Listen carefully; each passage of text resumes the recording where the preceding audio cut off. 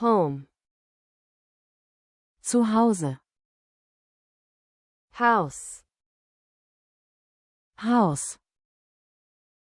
apartment, Wohnung, room, Zimmer, bedroom,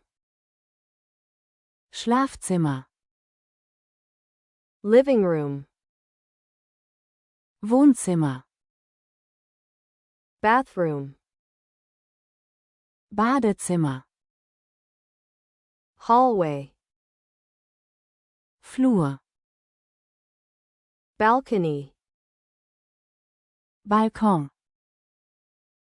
garden, Garten, backyard, Hinterhof, door, Tür, window, Fenster, floor, Boden, ceiling, Decke, wall, Wand, stairs, Treppe, roof, Dach, garage, Garage, parking, Parkplatz, fence, Zaun, gate, Tor, table,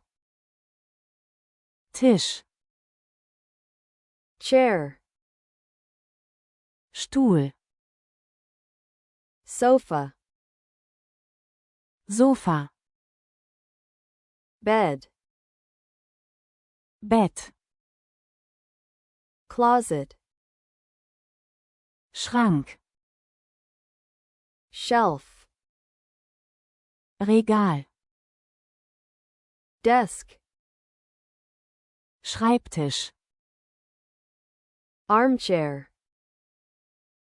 Sessel, mirror, Spiegel, lamp, Lampe,